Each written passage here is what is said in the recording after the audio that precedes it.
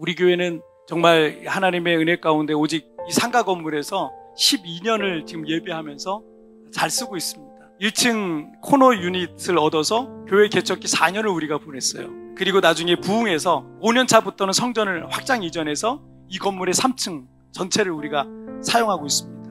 지금 8년 넘게 지금 쓰고 있는 거예요. 정말 평안한 가운데 여기까지 잘 왔는데, 우리 개척기와 또 코로나 기간 이걸 통과하면서 성도들의 그 믿음과 기도도 정말 많이 성장했고요. 각 소그룹과 공동체도 이전보다 훨씬 은혜롭고 영적으로 끈끈해졌습니다. 요즘은 제가 12년 목회하는 중에 저희에 있어서 가장 영적으로 행복한 그 시절을 제가 보내고 있는 것 같아요. 성도들 볼 때마다 뿌듯해요. 너무 기뻐요. 그런데 얼마 전에 이 건물 오피스로부터 내년 7월에는 이 건물을 매각한다는 거예요. 새 매입자가 수십 년 된 이 건물에 전체 리노베이션을 하는 거예요. 이거 두고 그냥 나가야 되는 거예요. 그래서 올해 4월 달이 계약을 해서 보통 4년 계약을 보통 저희가 하거든요. 네, 아쉽지만 내년 7월까지만 사용하게 되니까 계약을 해도 이제 고독기밖에 못 해주는 거예요. 우리는 세부에서 한인들이 가장 많이 모이고 인프라가 가장 훌륭한 이곳에서 정말 저렴한 렌트비를 내고서 이 교회로서는 아주 넓은 공간을 우리가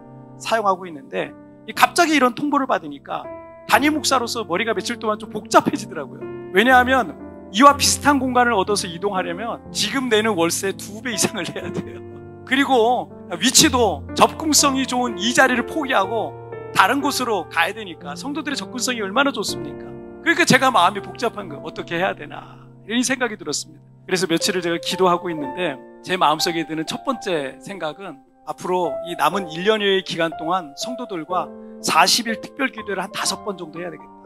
어느 순간 이런 어려운 상황이 오면 불안하고 걱정부터 하지 않고 저는요, 기도 계획부터 세우더라고요. 왜냐하면 우리가 기도할 때 하나님이 항상 일해 오셨습니다. 우리가 기도할 때 하나님이 일하실 것을 믿기 때문입니다. 그래서 저는 걱정하지 않아요. 여러분 보세요. 내년 7월 이후에는요, 우리가 굉장히 좋은 예배 처서를 얻어서 우리가 그것을 예배하고 있을 겁니다. 그리고 금요일 밤에 제가 기도를 하는데 하나님께서 저에게 3가지 단어를 주시는데, 리바이벌, 뉴 제너레이션, 이 3가지 단어를 주시더라고요. 세부의 첫 번째 한인교회가 세워진 지가 한 30여 년이 된 거예요. 이 한 세대가 지금 지났습니다.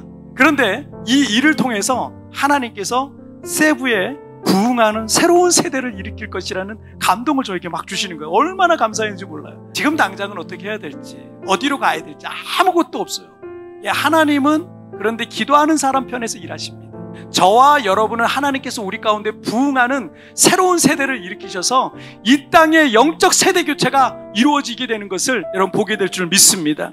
우리는 어려운 상황이 와도 오직 믿음으로 반응하면 되는 것입니다.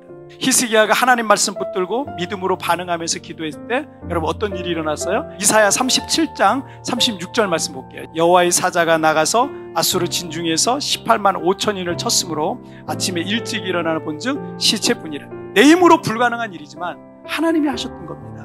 우리가 기도할 때 하나님께서 일하실 것을 여러분 믿으시길 바랍니다. 도움을 힘이 없는 인생을 의지하지 말고 오직 하나님의 손을 붙드시길 바랍니다.